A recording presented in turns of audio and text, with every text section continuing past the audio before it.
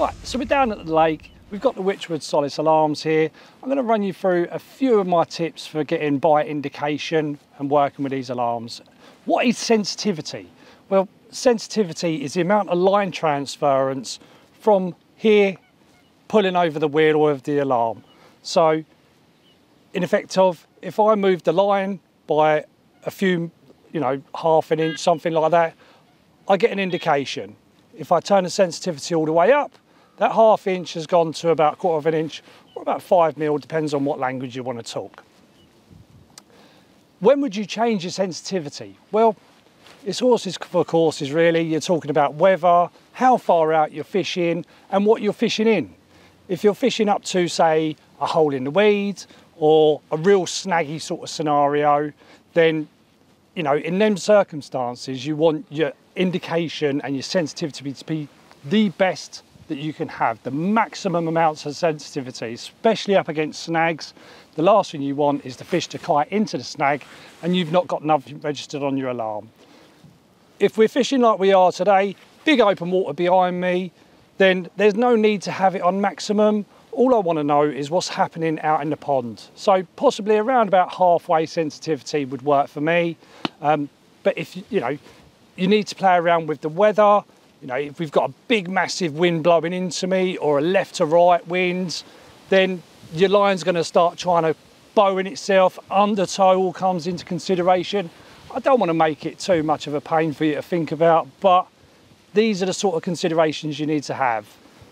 As a general rule of thumb, open water, I would have it around about halfway. So around about 1/2 an inch to 3/4 of an inch of line movement on your alarm before we start getting notifications.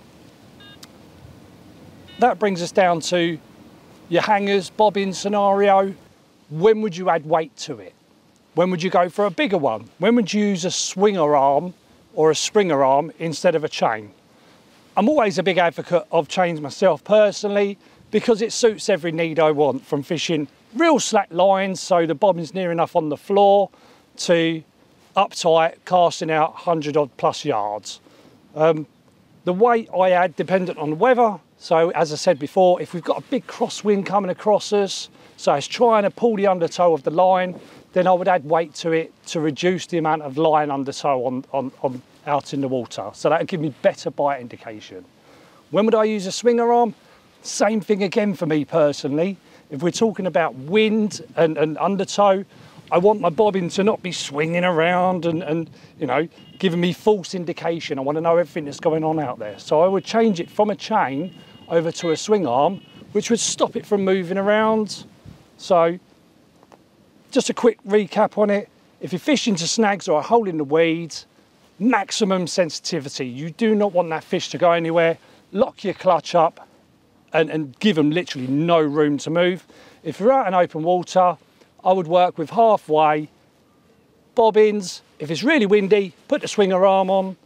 If you've got a bit of weight on the light style bobbins, medium cast will be absolutely fine. I hope that helps. Go check out the Witchwood Solace alarms.